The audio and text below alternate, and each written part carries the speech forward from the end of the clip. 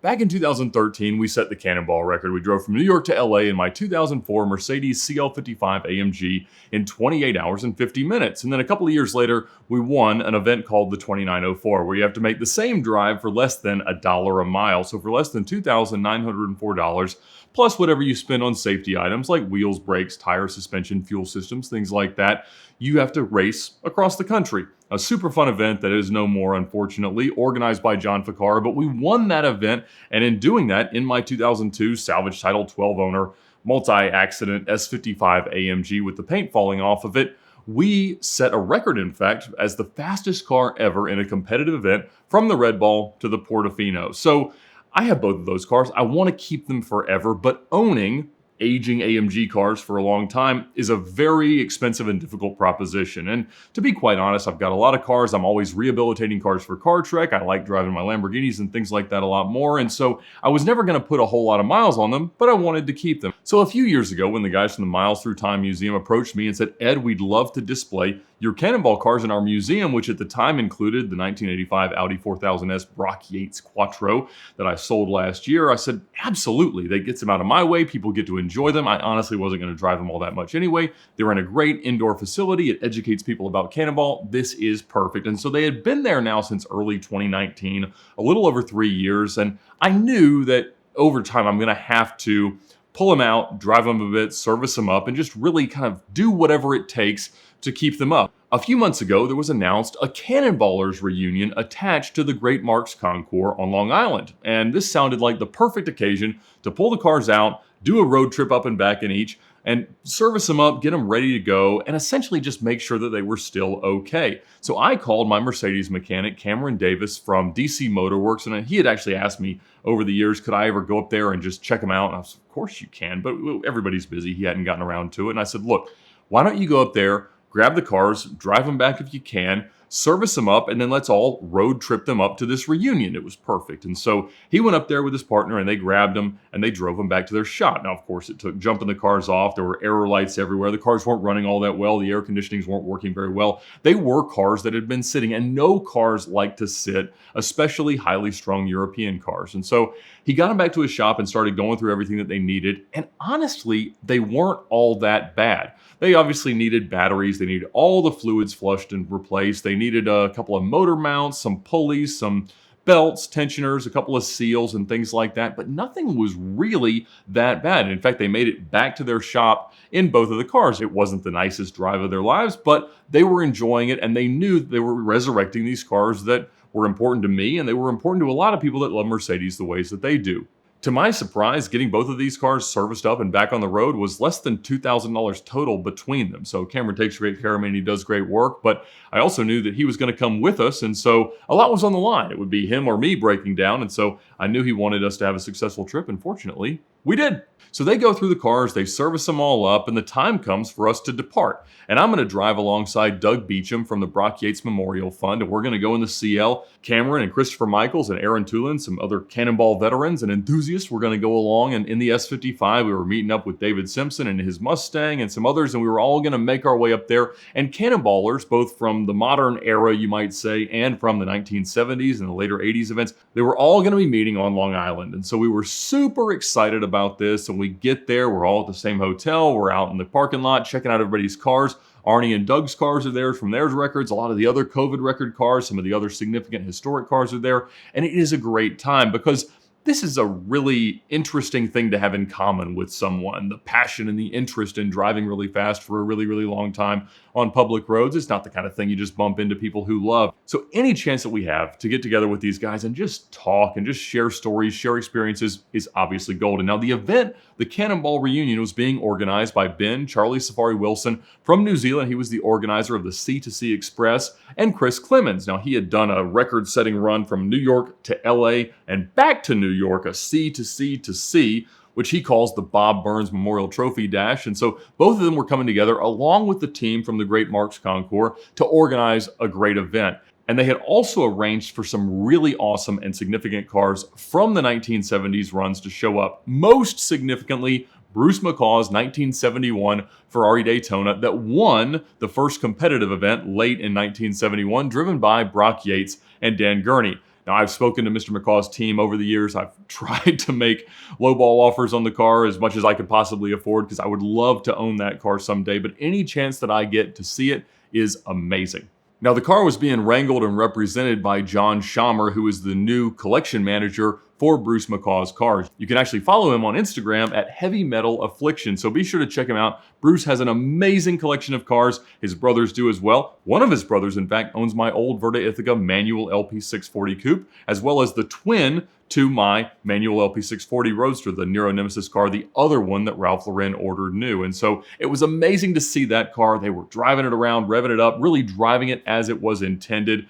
And I don't know, maybe one day I'll figure out a way to own it. They had one of the Trans Ams that had run. Just so many amazing cars. And most of the modern cars that have set records or done the drives in an impressive fashion were represented there as well. We did a similar reunion back in 2016, but at that point, the community around this stuff was much, much smaller. But we got to have a panel with Pam Yates and Brock Yates Jr., some of the 79 Cannonballs, John Harrison, many people that you've seen sit in this very chair and tell some of their amazing Cannonball stories. And that's one of the things over the years that's been most important to me about VINwiki is immortalizing some of those stories from these amazing people who won't be with us forever. None of us are going to be here forever, but hopefully through the lens of that camera, people can have their stories sort of live on and at least be exposed to a broader audience than we could find just across the table or around a bar or whatever it is where you're able to share your amazing stories. In fact, if it weren't for hearing those 1970s cannonballers talk about how much their cannonball experiences 40, 50 years ago had meant to them back in 2016,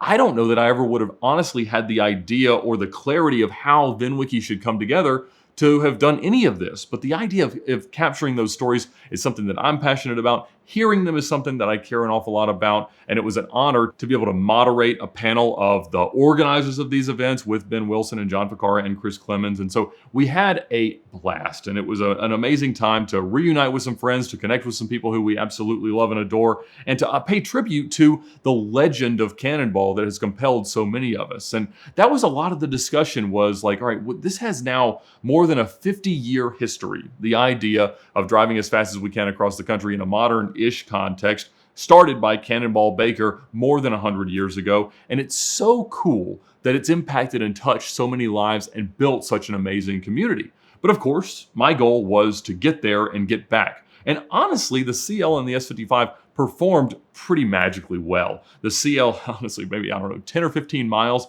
out of our rendezvous point as we were headed north, started to make this rotational clicking noise, almost like a playing card in the spoke of a bicycle, but times 1,000. It did it 4 or 5 times for maybe 20 seconds each time. I don't know what it was, if it was an imbalance of the flex disc or something that was right underneath the shifter. Cameron at DC Motorworks had to do some work on the way the shifter was working, but honestly, everything went really well. That eventually stopped and didn't come back. The car got over 20 miles per gallon, averaging over the speed limit, and we had an absolute blast driving up there and back. Now, the more interesting thing is that today, for the first time in, more than 7 years, every single car that I own is legally registered. Now, that's not something that I can normally say, and I'll be honest, I'm not necessarily above the idea of driving a long way on a road trip in a car that is not fully registered for road use as long as it is insured. But in this case, I told Cameron, I said, if we could possibly get the cars to pass emissions, that would be incredible. Now, in Georgia, we have to pass an annual diagnostic OBD2 emissions scan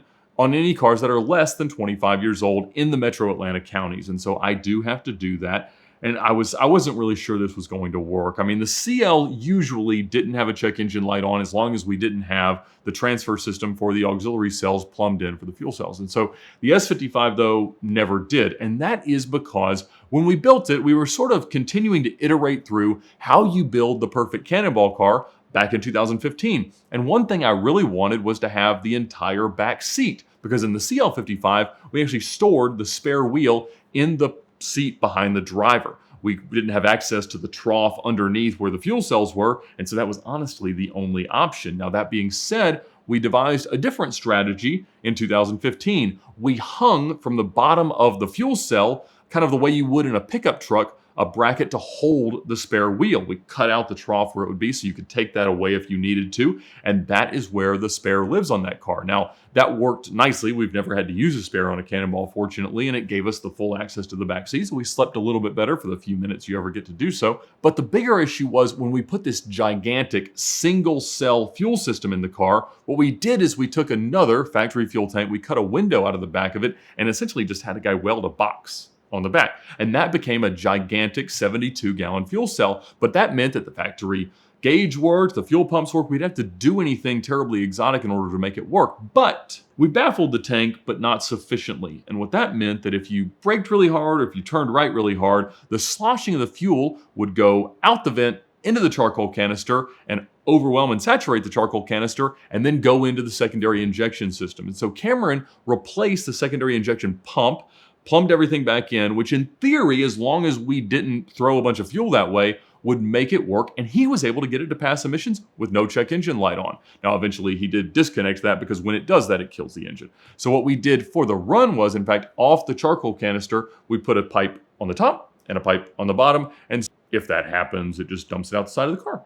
And that worked really well. We didn't have any real issues. Sometimes it was spitting raw fuel onto the interstate. I apologize for the polar bears and everything about that and Greta Thunberg, but it worked out great. We won the event, and I still love that part of the story. Now, the S55 has the most amazing patina you've ever seen from a modern AMG car. As I said, it was repainted several times. It lived for a long time with several owners through a buy here, pay here lot in Southern California. A woman from Las Vegas had loaned it to her daughter to drive to Hollywood and become famous, and it broke down, so she didn't. So I bought it, not running, with a window stuck down, and we spent almost a year reconditioning that car for the 2904. And so the paint is crackling off in a lovely and exotic way. And I would love to preserve it exactly as it is, but I honestly haven't figured out the way to do that. Of course, I could put some gloss-it ceramic coating on it, and that would help, but it might make it shinier, and so I've been a little bit hesitant to do that because I don't want it fully protected or looking too nice, but it looks so cool, and I just love driving the car around. And so it was so much fun to get both of the cars back on the road. They both survived 2,000 miles of round-trip driving beautifully. We got to meet all of our Cannonball friends, meet the legends of the 70s, and have a wonderful drive. When you get a ticket, no matter where it happens, it's more important than ever to fight every one. And the perfect partner in that fight is the Ticket Clinic. When you get a ticket, you're facing costly insurance premium increases, points on your license, fines, risk of suspension, jail time, and they can help you avoid all of that. They've got offices in Florida and in California, but they can help you fight a ticket through their network of attorneys no matter where in the United States you get one. You can text a picture of your ticket to 305-305, or you can check them out now at the link in the description below. So thank them for their support of VINwiki, of CarTrek, and fight your ticket with the Ticket Clinic.